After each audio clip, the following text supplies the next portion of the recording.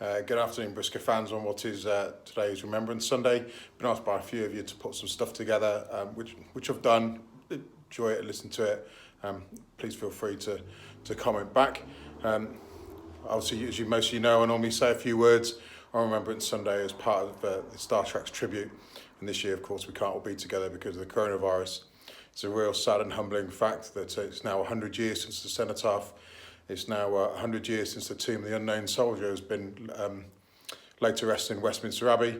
And it's also 75 years since VE Day and Victory in Japan Day. And yet many of those veterans that we've got left from the Second World War and post-conflicts who see this day as their day of the year to get together and remember their fallen comrades are unable to do so. And perhaps even more poignant to all the rest of us, that it's those very people that we should now be protecting by following the guidance that's put out before us. Of course, this year has been affected by everything, but your armed services continue to do good work. The Army, as many of you will have seen in the press and the papers, has been involved in what we call military aid to civil authorities, in particular in areas like Liverpool and in Birmingham, where they've been helping with testing regimes, trying to take the fight to the virus and trying to get us all back on the footing that we want to be. The RAF continue operations both in Homeland Defence and in operations against IS and terrorism. If you've seen the news recently again, the acts in France, the acts in Kabul and the acts in Austria show that terrorism has not gone away and we still have a battle to win there to keep this away from our shores. And my Navy have continued to prosper and push the nation's interests. We're now in a position where we have a fully fledged carrier strike group, which will go out next year on a global deployment. We also have continued submarine operations throughout the world, and particularly in the North Atlantic, maintaining our continuous at-sea deterrent again for another 365 days this year, undetected and unbroken now for 50 or so years, which is a fantastic effort from the boys and girls involved. So I've put a few slides together of people we may have lost. I hope you listened to them. I've edited out the poems from last year from somebody's YouTube clip, so apologies to whoever that is. But I've taken that out and tried to put something together for you all to listen to and look at. Again, apologies, we can't all be together. Hopefully we can be next year. Enjoy Remembrance Day. Please spare thought for those who have lost their lives, who continue to serve, who are looking after us in our times of need, and perhaps most poignantly us in the armed forces. We all joined up thinking we'd protect our nation. And actually, at the moment, it's the NHS, it's the doctors, it's the nurses, it's the frontline workers, it's the lorry drivers, it's the shop workers. It's you people who are keeping us safe. And I thank you for that.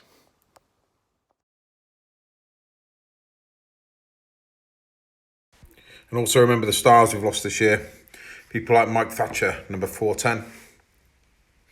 From over the water in Holland, Janis Boskma, H223. Henry Wolfenden, number 186. Austin Wilkinson, 436. Johnny Swift, number 80. Bradford's very own Bobby Ball, number 66, Rock On Tommy. And Ben Spires, number 312. So maybe these drivers have now joined that great race meeting in the sky, where they're being started and marshalled by people like Dave Garner and scrutineered by people like Mick Wilkinson, who lost a long battle with illness earlier on this year. Rest in peace all. And let's hope that race meeting's being watched by fans we've lost. People like Paul Whittaker, a larger-than-life Dan Johnson fan. Mick Black, a stalwart of the sport since the 1960s. And perhaps they're being read about on pages like Roger's Oval Racing pages by the late Roger Venison. And one of the most significant losses we've suffered as a sport over the last year has been the tragic loss of Colin North. Colin was a sponsor and a long-term friend of the sport. He brought 10 tools on board for us. He liked nothing better than walking around tracks and talking to the drivers and was regular in attendance. I personally had known Colin for over 30 years. He started working with my father when I was a lot younger. A kind, gentle man, loved the sport, loved speedway, loved nothing better than getting in the middle and talking to his friends. and will be very, very sadly missed by all in the stock car community. Rest in peace, Colin. And thank you for all you have done. Even in this dark year of COVID, when over 50,000 of our fellow citizens have sadly lost their lives, BRISCA continues to give back, and the Chase Series, organised by my son Ben Crosby, supported by drivers, fans and promotions, has raised over £6,500 into charities to support NHS staff and frontline workers. Thank you very much for all who helped. So in a moment you'll hear last year's poems read by Poppy and by Darren. Please pause to reflect and remember those we've lost, those who've paid the ultimate sacrifice, and hopefully we'll all meet again sometime next year and be able to enjoy our sport. Stay safe. Thank you for listening.